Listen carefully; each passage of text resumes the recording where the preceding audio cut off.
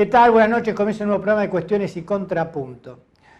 En estos momentos, en todos los programas, están analizando el resultado de las elecciones que hubo en los Estados Unidos. Nosotros, como el programa lo grabamos los martes por la tarde, todavía están votando los norteamericanos. Lo que podemos decir es que hace rato que no se ve tal grado de confrontación en una elección en los Estados Unidos. La confrontación es tan grande que hasta los negocios han tapiado sus puertas y ventanas para evitar que la gente, si el resultado no es categórico, pueda salir a las calles y que haya enfrentamientos. Y de esa manera, tapiando su negocio, evitan la rotura de sus vitrinas. Algunos expertos dicen que desde la guerra de secesión que ocurrió en los Estados Unidos entre el norte y el sur allá por el siglo XIX, en 1860, que no se veía tal confrontación. A eso sumemos que el presidente Donald Trump dijo que si perdían iba a reconocer la derrota y que iba a mandar a sus abogados a reclamar porque él dice que puede haber trampa, que puede haber fraude. Una locura. Lo que ustedes tienen que entender que el sistema norteamericano para elegir presidente no es como el nuestro. Nosotros acá votamos y el resultado, el que gana es el nuevo presidente, si es que llega al porcentaje necesario, y si no, se hará en un balotaje. En Estados Unidos no, va por colegio electoral. Y se equivocan también los analistas que dicen acá también era así cuando teníamos colegio electoral. Acá tuvimos colegio electoral, pero no era así, porque también el colegio electoral era proporcional a los votos que había. Supóngase, provincia de Buenos Aires, había 100 electores, por decir una cifra. El justicialismo sacaba el 50% de los votos, iban 50 electores. El radicalismo el 30%, iban 30 electores. En cambio, en Estados Unidos, en los estados, que son sus provincias, digamos, el que gana por un voto se lleva a todos los electores. Entonces se da que por ahí el que más votos saca a nivel nacional no termina siendo el presidente, porque tiene más electores el otro. O sea, ¿cómo es eso? Es sencillo. Supongamos que hay 3 estados, para hacer la cuenta redonda, ¿no es cierto? Y en una gana por 1 millón de votos, y en los otros 2 pierde por 50.000 votos. Si juntamos los 3, este que ganó por 1 millón de votos y acá perdió por 50 y 50, 100.000 votos menos, gana por 900.000 votos. Sin embargo, como son por estados, este gana un estado y el otro gana 2. Con lo cual tiene más electores y termina siendo presidente. ¿Se entiende más o menos cómo es? Lo que nadie discute es que Biden va a sacar más votos. Lo que está en discusión es si también va a sacar más electores. Ustedes ya lo sabrán, repito, cuando vean este programa. Yo me animo a decir que en el margen de posibilidades es muy posible que Biden sea el nuevo presidente de los Estados Unidos. Y esto se da muy pocas veces, porque generalmente en Estados Unidos los presidentes son reelectos. Fíjense que en el último siglo solo 2 presidentes no fueron reelectos. Uno fue Jimmy Carter, que fue presidente entre el 76 y el 80, y en la elección del 80 le ganó Ronald Reagan. ¿Se acuerda aquel cowboy estilo John Wayne? Bueno, Ronald Reagan. Y después el otro fue a los pocos años, con Bush padre. Bush fue el presidente entre el 88 y el 92, y en la elección del 92 fue a la reelección contra Bill Clinton, y le ganó Bill Clinton. O sea, 2 casos en 100 años. Esta puede ser la tercera. ¿Qué es lo que jugó en contra de Donald Trump? Fundamentalmente su manejo con la pandemia. La negó, la ninguneó, y Estados Unidos es el país con más muertos en el planeta. Y lo otro, que también le va a jugar en contra, es la represión y la muerte de afroamericanos en manos de policías blancos. El racismo que hay en Estados Unidos. ¿Y por qué me atrevo a decir que me parece que gana Joe Biden? Cuando salga este programa ustedes ya van a saber y van a decir, qué fácil.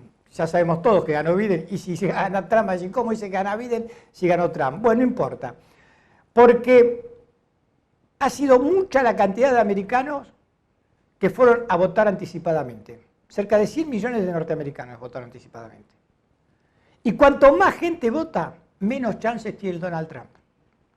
Por eso digo que para mí, en estas horas, es muy probable que Joe Biden sea el nuevo presidente de los Estados Unidos. Vamos aquí a la Argentina. Una semana donde el gobierno puede volver a sonreír. Porque sacando el tema de Guernica, el desalojo de Guernica, que para mí esa imagen es lamentable. Y es lamentable que incluso un fiscal se saque una selfie, no sé, estando contento. Primero, es inconcebible que en nuestro país, que es el octavo país del mundo en cuanto a su dimensión territorial, haya gente que no tenga un pedazo de tierra. Somos 45 millones de habitantes nada más. Todo argentino, todo hombre y mujer que vive en nuestra patria tiene derecho a un pedazo de tierra. Y también aquellos que dicen quieren todo de regalo, quieren todo de arriba, le digo, ¿por qué no se van a vivir ahí a esos terrenos, a esa zona? Pónganse una carpita, tienen la tierra, vayan al baño al campo, porque otra cosa no hay, estén sin luz, sin agua, o por ahí tienen luz, pero tienen agua corriente, por supuesto que no tienen cloaca. ¿Qué vida es esa? ¿Quién quiere vivir así? El que vive así es porque no le queda otra. Y esto es lo que tienen que entender. Tenemos que realizarnos cada uno de nosotros, pero en una sociedad que se realiza. No nos puede resultar indiferente a aquel que le está pasando mal. Por eso digo que la imagen del desalojo de Guernica a mí particularmente no me gustó. Ahora también reconozco que el gobierno, en este caso el gobierno provincial, Yacel Kicillof, trabajó mucho en esa toma. Fueron de varios ministerios, incluso a mucha gente le dieron documentos que están totalmente indocumentados. Un trabajo social. Por eso no entiendo esta decisión final de este desalojo. Cuando parecía que se iba a llegar a un acuerdo y se iban a poder retirar pacíficamente la gente que estaba en ese campo. Por eso no me gustó el tema de Guernica. Pero ¿cuáles son las mejores noticias que tiene este gobierno? La mejor noticia de este gobierno tiene que ver con que desde hace ya una semana el dólar viene bajando, el famoso dólar blue. ¿Y a usted no le llama la atención que cuando iba subiendo a todas horas en todos los canales estaba el dólar al rojo vivo, superó la barrera de los 160, de los 170, de los 180, de los 190, llegó a 195? Vamos a estar en 200, creo. Ahora que viene bajando, y bajó mucho, porque bajó 30 pesos en esta semana, en estos 8 días. No está en los canales, baja el dólar, baja el dólar, baja el dólar continuamente. Bueno, esto es una buena noticia, pero no es una noticia que se da de casualidad, sino porque me parece que después de la carta de Cristina, el gobierno tomó un nuevo empuje, un nuevo salto hacia adelante. Y el ministro Guzmán está haciendo las cosas que tiene que hacer para ver de qué manera un mercado chico, marginal como el dólar paralelo no se lleve puesta a toda la sociedad argentina. Esto es así. Vamos a ver cómo termina esto. Pero por lo que uno observa, ya está, digamos. El dólar se va a estancar y se va a ir pegando el dólar oficial, más los recargos que hay, el dólar ahorro, digamos, a lo que es hoy el dólar blue. Y la gran noticia es el tema de la vacuna.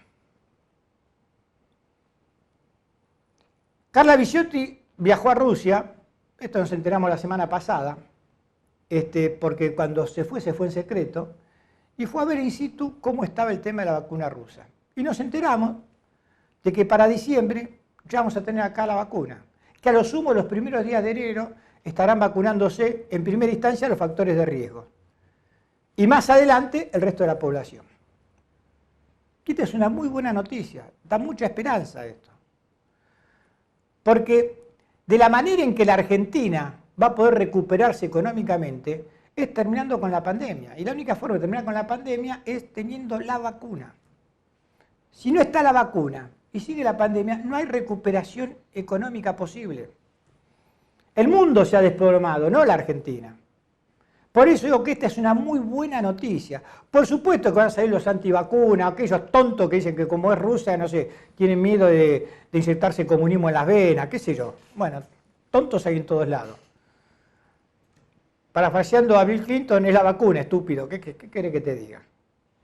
¿Qué me importa si lo hacen los rusos, los chinos o los japoneses? Lo único que sé es que con la vacuna Argentina va a poder salir adelante y vamos a poder volver al trabajo, vamos a poder volver al crecimiento económico, vamos a poder volver a la producción. Porque hoy tenemos la mitad de las máquinas paradas, o más de la mitad. Y en cuanto comiencen esas máquinas a estar en movimiento, vamos a estar todos un poco mejor. El gobierno lo que tiene que hacer es mantener el salario de los trabajadores. Y si pueden, aumentarlo un poco. Que cada vez el salario rinda más. Porque si el salario del trabajador rinde más, puede acceder a más cosas. Y el acceder a más cosas va a hacer que el mercado interno se fortalezca. Y fortaleciéndose el mercado interno, entramos, ¿no es cierto?, en una rueda virtuosa donde todos vamos a estar un poquito mejor. Que de eso se trata. No de que 4 vivos se la lleven todas y el resto quedemos con la ñata contra el vidrio. Aparte, eso es lo que prometió el gobierno. Entonces, bienvenida a esta noticia que nos da esperanza. Y mientras tanto, cuidémonos, falta poco. Cuidémonos, falta muy poco, para que vamos a tener la vida que teníamos antes. Nos vamos a un corte y al regreso continuamos con más cuestiones y contrapuntos.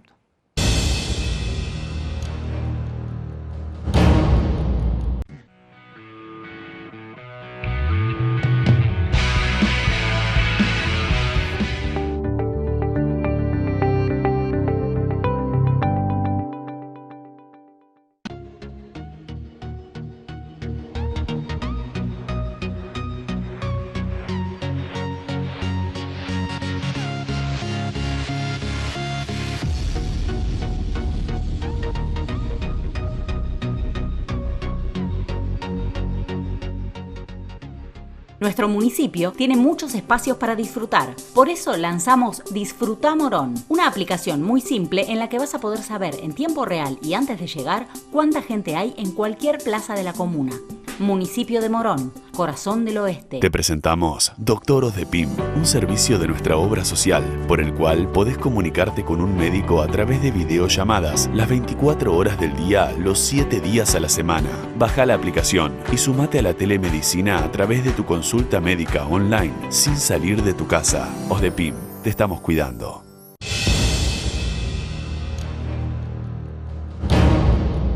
Continuamos aquí en Cuestiones y Contrapunto y estamos con la infectóloga Gabriela Piovano. Gracias por tu tiempo.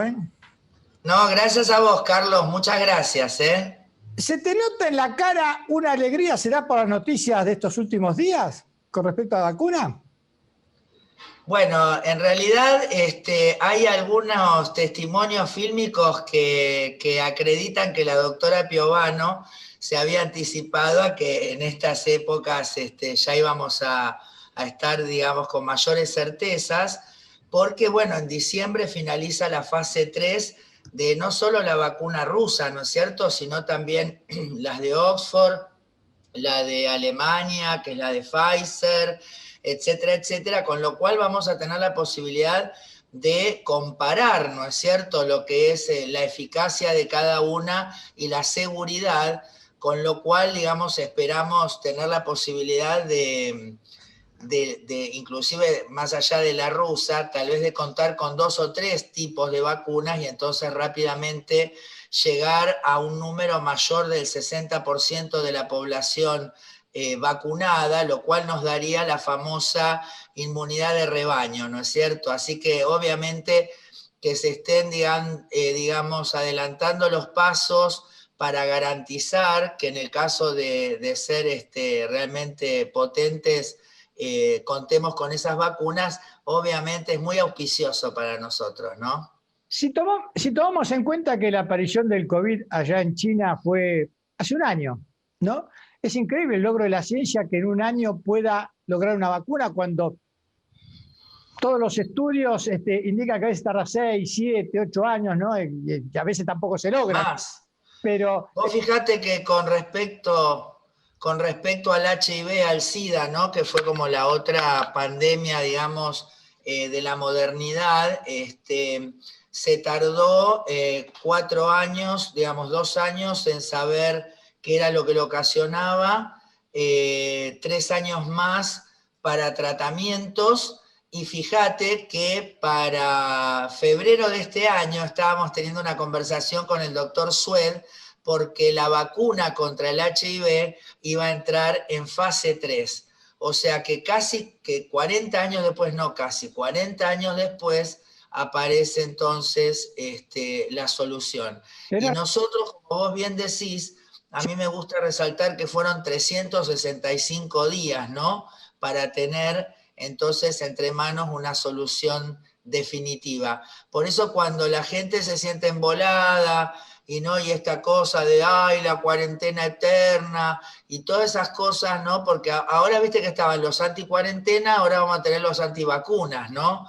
Porque estamos realmente en una situación cultural y social que tiene a todo un sector agitando lo que sea en contra del gobierno que en este momento está, ¿no es cierto? Entonces, realmente en eso uno quiere que más allá de las cuestiones de las predilecciones políticas de cada uno, se pueda juzgar, digamos, objetivamente, ¿no es cierto? Y digamos, en la perspectiva histórica, lo que ha pasado con esta pandemia ha sido ejemplar, ¿no es cierto? Sí, y llama la atención precisamente que aquellos que hablan en contra de las ideologías estén más ideologizados incluso a tal punto de negar, qué sé yo, la pandemia, negar la vacuna.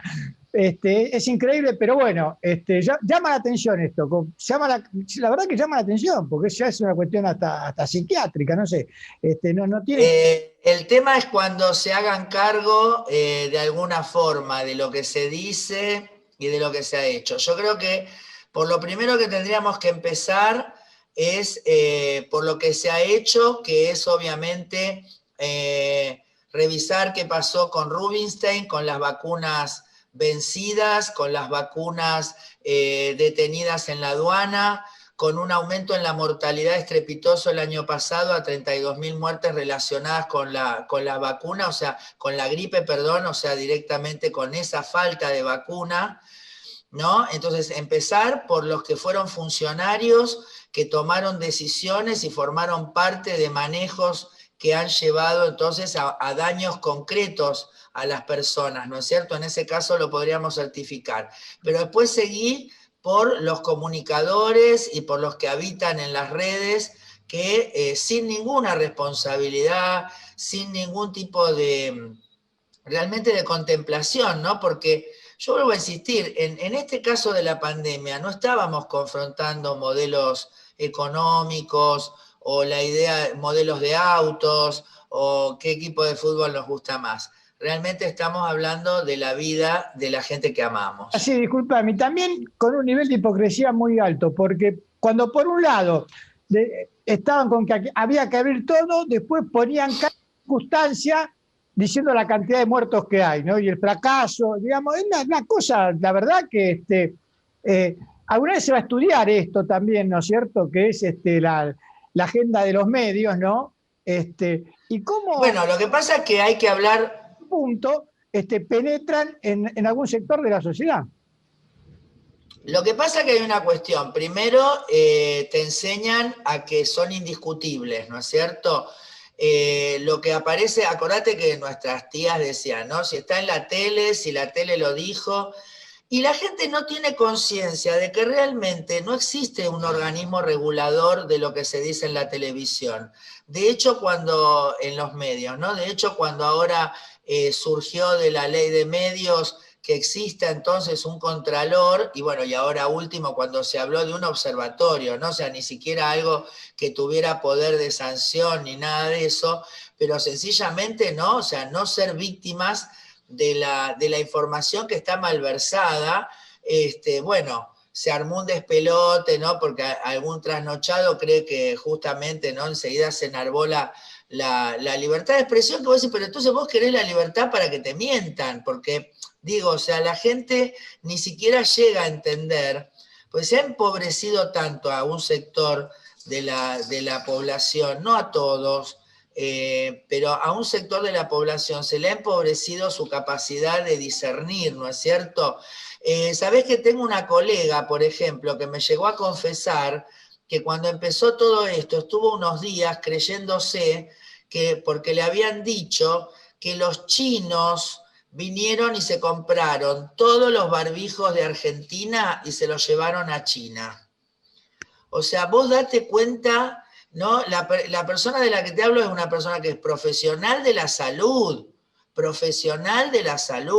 y prefirió 2 o 3 días creer eso sin darse cuenta de que estaba hablando del país que más barbijo por segundo en el mundo produce, ¿no? ¿Sabés lo que pasa, Gabriela? Que a veces, lamentablemente, el nivel de confrontación, el nivel de creer, de estar de un lado o del otro, a veces hace que te prive el sentido común. O sea, uno, cuando ve una noticia, lo primero que hace es chequearla, en principio chequearla a sí mismo. ¿Puede ser posible esto?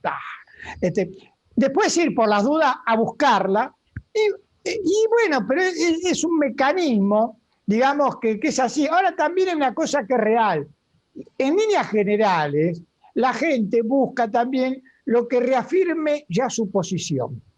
Entonces, bueno, Exactamente. programas que dicen más o menos lo que uno piensa y pueden darle incluso algunos elementos más para reafirmar su postura. Ahora, hay un grupo de gente que, digamos, que tiene determinadas cuestiones, ¿no? Que apoya al oficialismo y va a apoyar siempre. Para hablar sin tapujos, digamos, hay gente que tiene una mirada que siempre va a votar el peronismo, hay gente que tiene una mirada que nunca va a votar el peronismo. Es más, si el peronismo pone a Jesús de candidato, se van a hacer ateos, con tal de no votar el peronismo. Pero digamos, después está la otra porción, que es la que en realidad es la que define las elecciones. Que a veces votan Es la víctima, y es la víctima de esas tensiones, ¿no? Exacto. Sin entender, porque ahí está el tema. El tema es que todas las cuestiones siempre tienen sus reparos, tienen sus grises, ¿no? O sea, cuando uno analiza, es difícil que en los temas las cosas sean, en el fondo, sean blanco o negro. Y entonces uno, creo que el criterio debe ser quedarse con lo que es mejor para uno, para la mayoría, etcétera, etcétera. Acá se ha llevado a que la gente elija lo que le era peor, ¿entendés? O sea, lo que lo va a dificultar no importa, porque con tal de no, o sea, y en esto que vos decís, que es la famosa, el sector gorila, ¿no? Por antiperonista, hablando de gorila, pero después tenés otro sector que vos decías, y que realmente es el que llevan de acá para allá, y terminan diciendo, no, la verdad que no entiendo, ¿no? Porque nunca pasa nada, no, nunca pasa nada, no. Te han planteado cosas que no tienen ni pie ni cabeza. Es cierto, es cierto. Ahora, vos sabés que a grandes rasgos, para mí, el blanco y el negro existen lo siguiente. Entre aquellos que luchan por otorgar derechos y entonces se ponen contentos porque se consiguen derechos, y entre aquellos que defienden los privilegios y entonces se amargan porque pierden algún privilegio y les agarra bronca, odio. Y me parece que por ahí pasa, y también las posturas ante la vida, ¿no? Cuando ves que va gente a la calle a manifestarse alegremente por algo, a favor de algo, y cuando va gente a la calle con el rostro serio y con bronca porque van en contra de algo. Me parece que a grandes rasgos esta es la historia de la Argentina. Claro, pero también de los privilegios que es que, digamos, cuando gobierna el que otorga derechos, también ellos se sirvieron de esos derechos.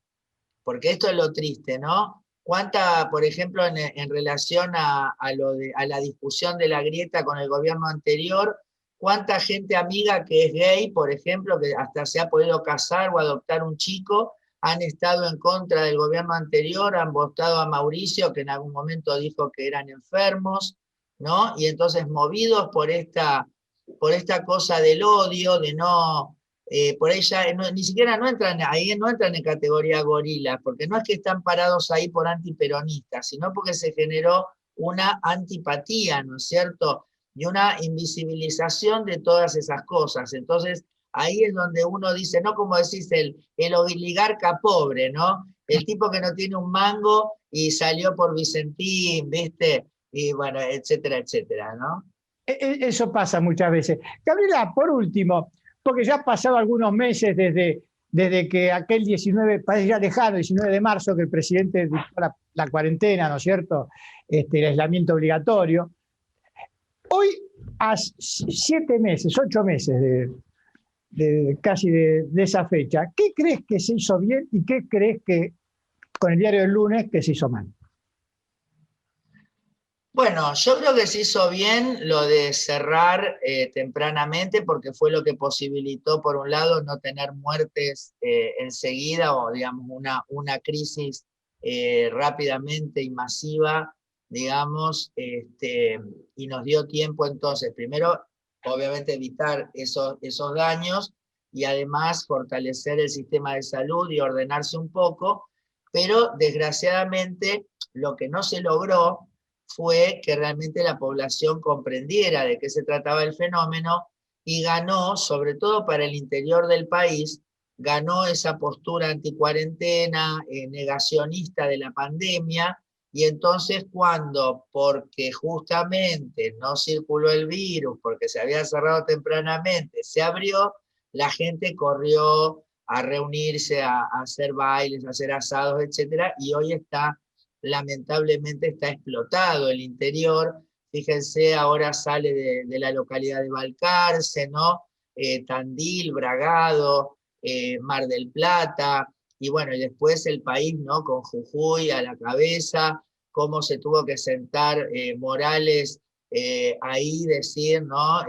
Bueno, la verdad que no lo dice, lo tendrían que decir, nos equivocamos, nos mandamos una cagada por ningunear esto. Entonces, en ese punto, no sé si le puedo criticar al gobierno nacional no haber tomado más las riendas para que esto no sucediera, porque por esto otro que estamos hablando, desgraciadamente, suponete, algún periodista de estos que vos decís, me llegó a decir, bueno, entonces, ¿por qué cuando Jujuy decidió abrir, que ya se sabía que eso iba a ser malo, ¿por qué no intervino la provincia el presidente?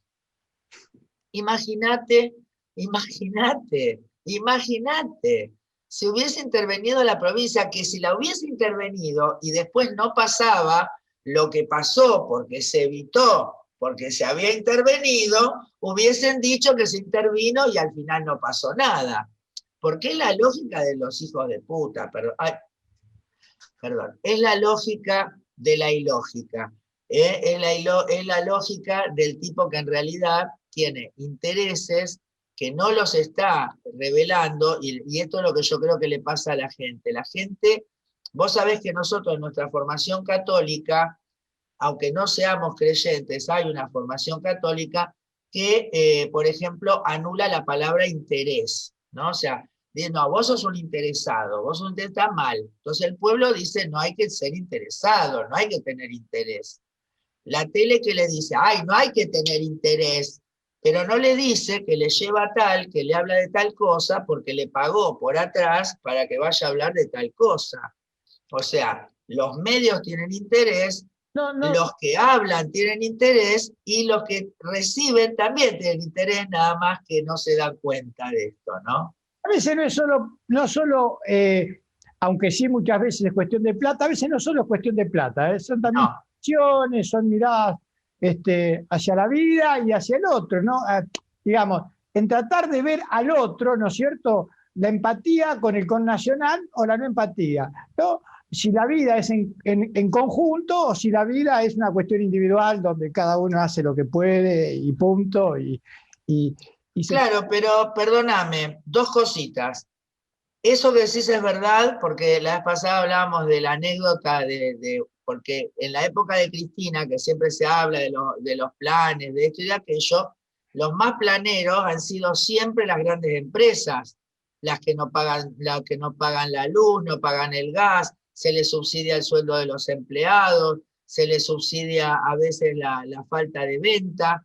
Entonces, ahí eso es una parte. Entonces, por otro lado, la redistribución sí hace que derrame, pero en vez de derramar desde el rico para el pobre, derrama del pobre para el rico, ¿no es cierto? Y entonces en todos esos años que teníamos 2 veces al año un ajuste de nuestro sueldo para arriba, venciendo en 1,2 a la inflación, hizo que todas esas familias igual tuvieran ganancia de dinero. Lo que pasa es que no se bancaban y no se bancan el ascenso social.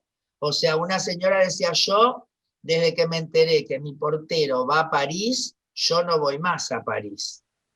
así. Entonces también se trata de eso. Eso es así. Por eso digo que están los derechos adquiridos y los que defienden los privilegios. Gracias por tu tiempo, Gabriel. Bueno, nos vamos a seguir conectando. Por ahora esperemos que la próxima vez ya sea en el estudio, ya con la vacuna, todos vacunados y con un país ya vuelta a la normalidad. Otra vez produciendo más que nada, ¿no? Otra vez con actos donde no vamos a putear, sino vamos a abrazarnos como pasó ahora último también. Así que, Carlos, muchísimas gracias. Un saludo grande a tu audiencia y les digo, bueno, que hay que seguirse cuidando porque hasta estar vacunados todos como corresponde, digamos, no la totalidad de la población, sino como les dije, el 60%, todavía vamos a estar en peligro, así que es muy importante que lleguemos todos bien y juntos a ese momento. Muchas gracias.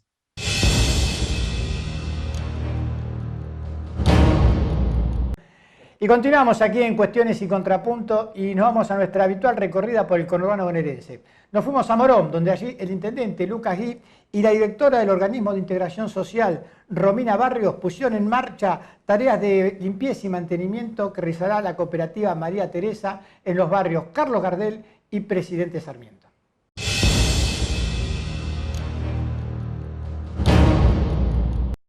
Desde el OPISU trabajamos por la integración social, urbana, productiva, ambiental de cada uno de los barrios. Uno de ellos es el barrio Carlos Gardel, fuertemente castigado en estos últimos años, y no solo en los aspectos urbanos, sino también en los aspectos sociales, económicos. Así que desde lo que llevamos adelante desde el organismo, en conjunto con el municipio, queremos llevar adelante obras y programas que provean el mejoramiento del hábitat en todos sus aspectos. Y hoy lo que lanzamos es una cooperativa que va a estar especialmente afectada aquí al mantenimiento de este barrio, que está integrada por vecinos y vecinas de la ciudad y más precisamente del barrio Carlos Gardel, y va a tener un impacto concreto, por un lado, en el trabajo de cada uno de los cooperativistas y por otro lado, en la calidad del entorno, en obras de mantenimiento y de cuidado general que ya se van a empezar a ver en el transcurso de estos próximos días.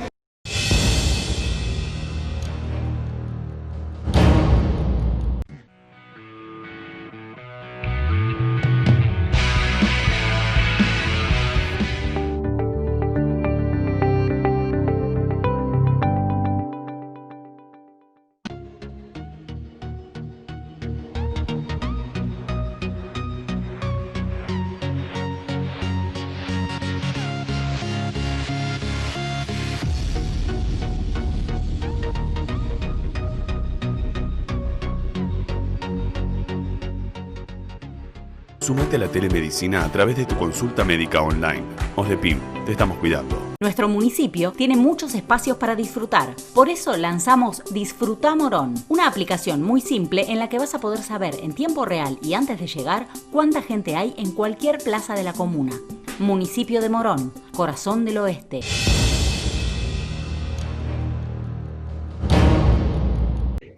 Continuamos aquí en Cuestiones y Contrapunto y estamos con el vicepresidente de Corredores Viales de la Argentina, Eduardo Márquez. Gracias por tu tiempo, Eduardo.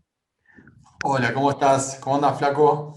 Bien, te quería preguntar, bueno, Han hecho muchos anuncios de esa área, pero bueno, en medio de la pandemia me imagino que se complicaron algunas cosas, pero ¿cómo está el trabajo en el área? ¿Se están haciendo trabajos?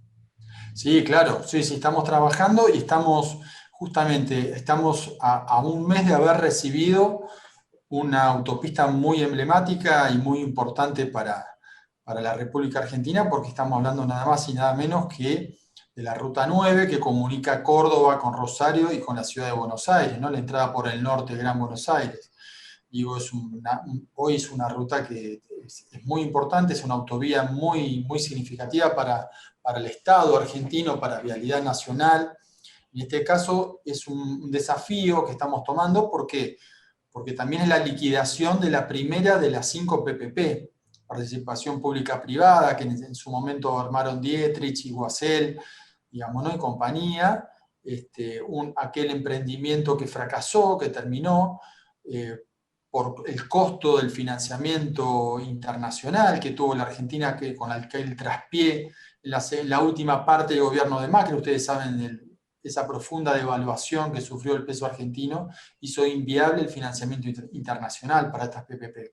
Vos pensá, Carlos, que la inversión para hacer los 4 corredores era de 10.000 millones de dólares y había que ir a buscar ese financiamiento en el exterior. Eso hace que el Estado argentino no pueda ser garante de ese pago en el transcurso que duraban las concesiones. Eduardo, ¿hay una idea de ir estatizando los corredores viales que habían sido privatizados? Sí, claro, hay una decisión muy fuerte del Ministerio de Obras Públicas, en este caso de Gabriel Catopodis, en sintonía con Jefatura de Gabinete y en sintonía también, obviamente, con la Casa Rosada, con Alberto Fernández, en hacer una experiencia desde el Estado. Me parece que esto es algo inédito en Argentina. Nunca antes se habían administrado autopistas y rutas por parte del Estado, siempre habían sido, esto ya arrancó en los 90, en la época de Menem, y nunca el Estado había podido administrar corredores de este tipo, con cobro de peaje. Es una experiencia novedosa, nueva, que está dando algún resultado. Hemos mantenido en lo que va del año las tarifas congeladas. Vos pensás, para el usuario en cualquier punto del país, está pagando la misma tarifa que pagaba en marzo del 19. O sea, venimos con el congelamiento, prácticamente es el único rubro que no hemos aumentado en ningún caso la tarifa, y estamos pudiendo administrar.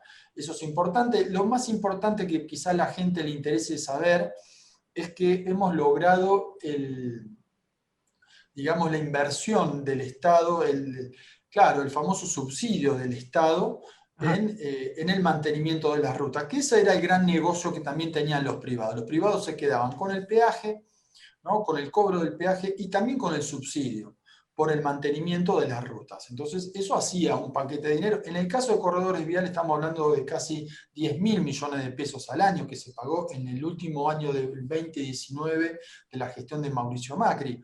Hoy el Estado no invirtió prácticamente ningún peso en materia de subsidio en corredores viales. Eso es una gran noticia que tenemos para darle a los argentinos. ¿Eso permite también hacer más obras? No, las obras de infraestructura importantes las realiza Vialidad Nacional. Nosotros, Corredores Viales, somos una empresa de Vialidad Nacional y del Ministerio de Obras Públicas en su paquete accionario. Prácticamente el 49 pertenece a Vialidad y el 59 a Obras Públicas. Ellos son los que determinan y los que financian la realización de las obras, puente, duplicación de vías. Nosotros lo que hacemos es el mantenimiento. Nosotros nos encargamos de la seguridad, del mantenimiento, del corte de pasto de banquinas, el calzado de banquinas, mantenimiento de puentes, todo lo que sea mantenimiento y explotación de los corredores. Ajá, pero bueno, pero también estás al tanto de algunas obras. Por ejemplo, ¿cómo está avanzando la de la autopista Juan Domingo Perón? Para que la gente entienda, viene a ser la continuación del Camino del Buen Aire.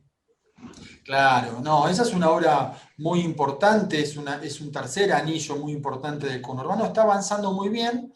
Estuvimos visitándola a cosa de 15 días con el viceadministrador de Vialidad Nacional, con Alejandro Urdampilleta, un hombre del municipio de Merlo, seguramente es conocido también en la zona, estuvimos recorriendo las obras, eso está prácticamente para el año que viene inaugurarse el trayecto hasta Ruta 7, o sea, hasta Rivadavia, vamos a decir. Y después está muy avanzado el trayecto, ya entre la Ruta 7 y la Ruta 3. Eso está... Falta, sobre todo en la parte de Merlo, una parte que hay todavía de expropiación, que se está avanzando rápidamente, pero por el problema de la pandemia se viene demorando eso, pero se viene avanzando, siempre a paso sostenido. Las máquinas nunca pararon de trabajar. O sea, todo lo que pase por Merlo va a estar terminado. Por Merlo, Pontevedra, hasta la Ruta 3, me estás diciendo, la segunda etapa. Y yo creo que la Ruta 3 falta todavía... Yo creo que para el 23 va a estar terminada, porque hay una obra importante ahí, a la altura de La Matanza ya, y falta expropiación. Yo creo que en el 23 va a estar terminada hasta la Ruta 3. Y también se está avanzando hacia el sur. O sea, es una autopista que viene avanzando de norte a sur y también de sur a norte, por así decirlo. Viene trabajando en ambas direcciones y eso le da una agilidad a la obra muy importante. Pero esto vale la pena también destacar, esta es la famosa obra, la conocí el otro día, es que inauguró Vidal en plena campaña, un tramo de la Perón que no conduce a ningún lado, prácticamente solamente 2 localidades, tuve posibilidad de verla, se ha hecho mucho más que eso ya, con la pandemia, y pensemos que también Vialidad dejó, al final de la gestión de Dietrich, dejó prácticamente sin pagar a los proveedores, dejó un atraso en las certificaciones de obra y demás, que todo eso, la nueva gestión tuvo que hacerse cargo, tuvo que comenzar con las certificaciones y poner en marcha las obras con la pandemia, con todo lo que eso implicó. O sea, hoy tenemos muchas obras, más de 100 obras se están realizando por parte de Vialidad Nacional a lo largo y a lo ancho del país. Eso es un dato significativo. Con lo cual uno tiende a pensar que el horizonte de la vacuna está cada vez más cerca, con lo cual el fin de la pandemia también, aunque siga estando, digamos, ya vamos a estar vacunados, y esto también me hace pensar que va a haber mucha más obra, precisamente porque va a ser un país más normal el del año que viene. Tal cual, eso esperamos. Estamos esperando esa famosa vacuna que nos va a resolver gran parte, pero también hay un ministerio que está, a pesar de la pandemia, ejecutando presupuestos, ejecutando obra. El presupuesto que ya se votó el miércoles pasado en diputados habla de un presupuesto mayor para obras públicas, lo cual habla de una importancia de la gestión del ministro Gabriel Catopodis como motor de la gran locomotora de la producción nacional en materia de obra pública. Me parece que ese es un gran mecanismo que le va a implicar una dinámica a la obra pública y al mercado interno más que importante. Nosotros creemos que con la vacuna y con las obras que se van a realizar, el gran aporte de la economía nacional en obras públicas por lo menos va a estar hecho. O sea que no están entre los funcionarios que no funcionan, según la carta que escribió Cristina hace ya un par de días. Carta que a algunos les molestó, pero que evidentemente después de esa carta comenzaron a funcionar mejor las cosas, empezaron a aparecer todas buenas noticias para el gobierno nacional, ¿no? Bueno, digo, hay muchos ministerios que trabajan y por ahí no se luce lo que ellos hacen, pero bueno, la carta está escrita, Cristina lo hizo público, digo, Cristina sabe de quién habla, no, obviamente que no personalizó en funcionarios, en el nombre y apellido de los funcionarios, pero bueno, digo, también esa carta se leyó como una especie de... Todos creemos que podemos hacer más de lo que realmente estamos haciendo, a pesar de la pandemia, y me parece que Cristina levantó la vara y que me parece que está bien, porque hay que hacer más. El país necesita redoblar los esfuerzos, y cuando digo en eso, digo, hay que terminar de ejecutar este presupuesto, que dicho sea de paso, viene del 2019, es una prórroga del de Macri. Así que me parece que está bien, me parece que tenemos que trabajar.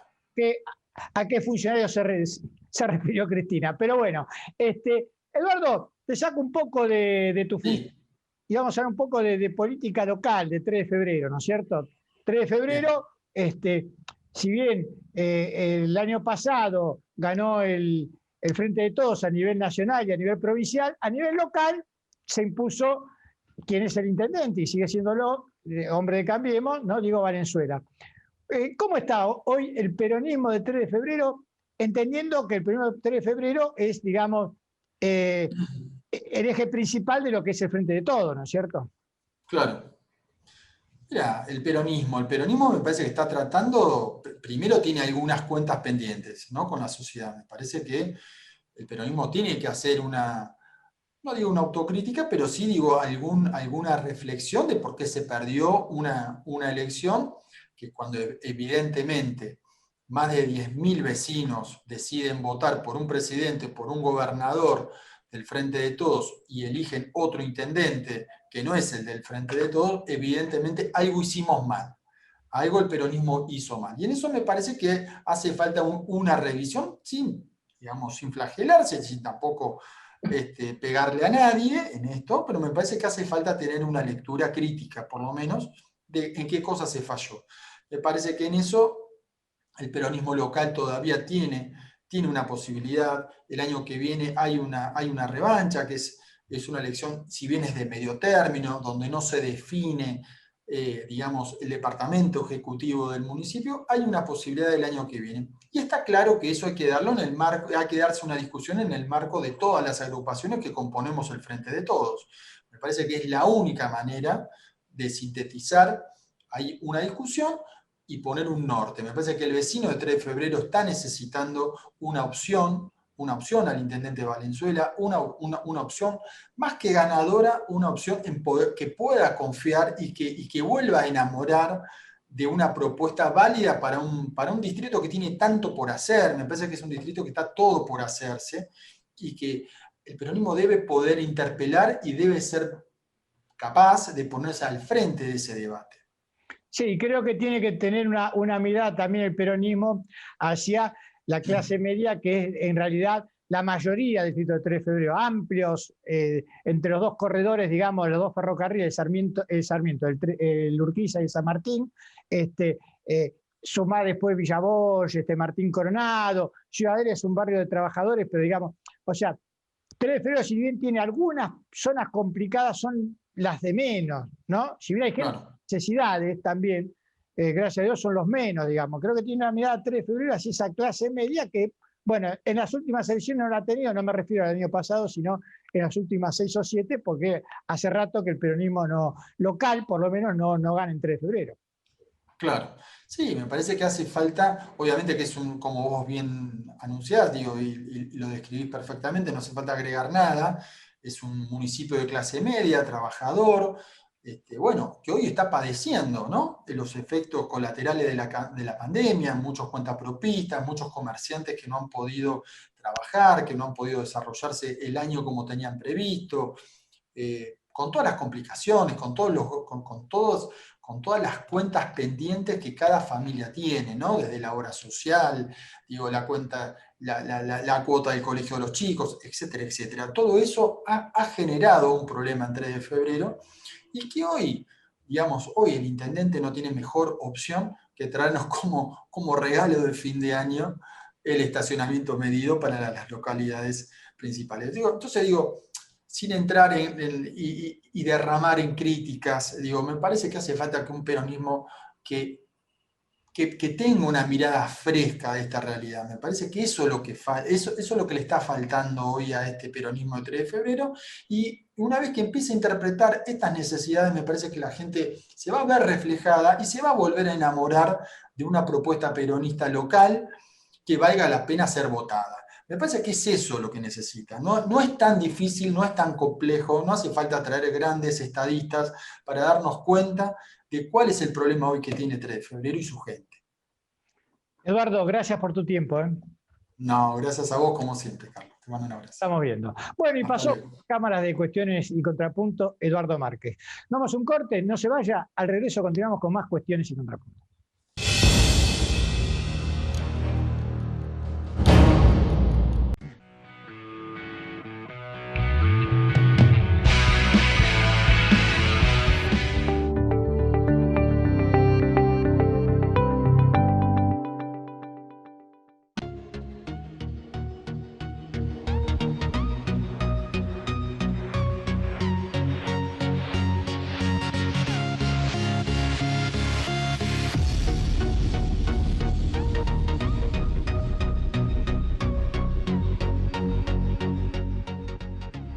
Sumate a la telemedicina a través de tu consulta médica online.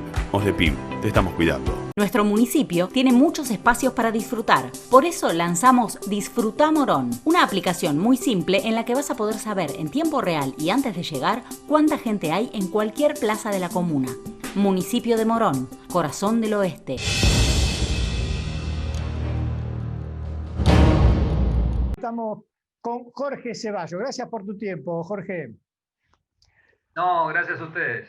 Un gusto. Bueno, quería hablar con vos porque con el tema de Guernica, las imágenes del desalojo a mí me resultaron muy fuertes, pero quería charlar con vos porque también, digamos, el Estado estuvo presente en Guernica, estuvo muchos días trabajando y quiero saber cuál es tu...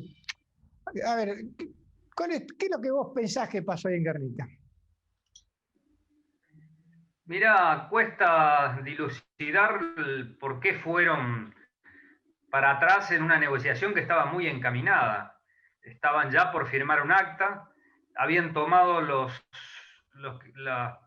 organizaciones y personas que estaban en la toma, habían aceptado la propuesta del gobierno, creo que eran 6 hectáreas para una parte, y otros tenían que esperar y ser reubicados en otros lados.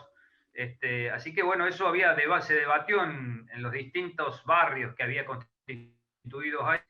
Había discusiones, distintas posiciones, pero estaba bastante encaminado para ya aprobar. Y de repente el ministro Larroque decidió que ya no había más tiempo y vino después la represión, el desalojo de noche, lloviendo, o sea, contra todos los protocolos que había dictaminado el fallo, la misma orden de desalojo, y me parece que no es bueno, que no se resuelve un problema social de esa manera, ¿no? Yo creo que fue un error y que no quiero pensar que es un mensaje como fue en el 2002 en el Puente Pueyrredón, de que a los sectores que están pidiendo devaluación, que están pidiendo en los impuestos, que se flexibilice la ley laboral, bueno, todo lo que pide siempre el fondo y el establishment, una señal de que se puede hacer eso con disciplinamiento social. Espero que no sea eso. Sí, también el otro dato que surgió y que, digamos, para analizar, ¿no es cierto?, más allá de todo, no hay que demonizar a la izquierda, simplemente es un pensamiento, como puede ser otro pensamiento, acá no hay demonios ni ángeles, pero sí también lo que llamó la atención es que de los 38 detenidos, de la toma, según ¿no es cierto?, lo judicial, ¿no?, eran 8 de la toma y 29 eran militantes, en este caso el Partido Obrero, digamos, no para demonizar, pero digo, había una presencia también de militantes apoyando esa toma, digamos. Pero eso era sabido, eso lo sabíamos todos. Nuestra organización también estaba ahí, Barrio de Pie también estaba, había varios. Estaba la chica del Colegio Nacional, la que dice Ofelia Fernández, que es oficialista, bueno, también reprimida ahí, bueno, había de distintos sectores. Entonces, eso no puede ser así, no se resuelve. Siempre que hay un conflicto, participan de las organizaciones que habitualmente defienden esos derechos, porque así se han conquistado derechos. Acá nadie regaló nada, acá no es que los sectores que tienen más poder y más recursos económicos son generosos en la Argentina, ¿no? Vos ves en el mundo, hasta Bill Gates pone plata para la pandemia, acá piden subsidio. Entonces, si la gente no se organiza y lucha, es difícil conseguir cosas. Insisto, yo no estoy de acuerdo con la intrusión, no estoy de acuerdo con las tomas, yo creo que hay que resolver el problema de la vivienda, pero mira, hoy teníamos que solucionar el problema de una mujer viuda con 3 hijos que había estado en Guernica, que no tiene dónde ir a vivir. Por suerte llamé al almirante Brón, al intendente, nosotros conseguimos otro vecino solidario que le dio un terreno, le da un lugar, y ahí la intendencia le va a dar una mano para que tenga una casilla, ¿no? Pero en eso andamos ahí con vecinos que estaban ahí, una viuda con 3 hijos. ¿Dónde va a ir? ¿Dónde va a ir, pobrecita, viste? Por último, y te saco del tema de Guernica. Bueno, anoche se supo finalmente del alcance de la visita de Bisciotti a Rusia y hoy se siguió abundando y ya hay con fecha, ¿no? Diciembre o a más tardar en los primeros días de enero, están ya vacunando a la gente. ¿Qué sentiste vos cuando te enteraste de esta posibilidad? Bueno, bienvenida sea, ojalá esté la vacuna. Han hecho como una seña, ¿no? Algo de eso explicó hoy Ginés. Y me parece que bueno, ojalá, con todo porque esta pandemia sin vacunas no se le ve solución, ¿no? Y llevamos ya muchos meses, cuesta recuperar la economía, hemos llegado a un nivel muy alto de contagio y un nivel muy alto de muertos, ¿no? Entonces creo que hoy la única solución a la vista o la única luz en el túnel es la vacuna, así que bienvenida sea. Ojalá que también en esto la oposición tenga madurez y no empiecen ya con esta encuesta que apareció, tratando de inducir a la gente que no se vacune. Está en juego la salud de la gente, ¿no?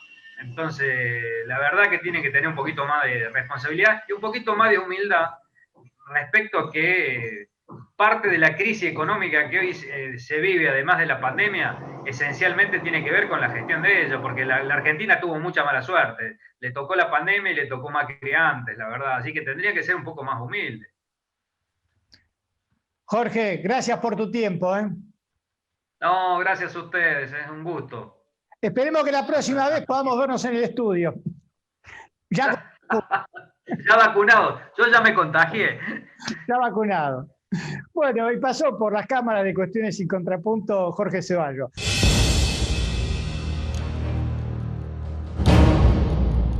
Bueno, esto ha sido todo por hoy. Nos vemos a encontrar la semana próxima, miércoles 22 horas, para más Cuestiones y Contrapuntos. Han sido ustedes muy amables por permitirnos entrar en sus hogares y recuerden que falta poco, el horizonte está cercano, así que cuídense.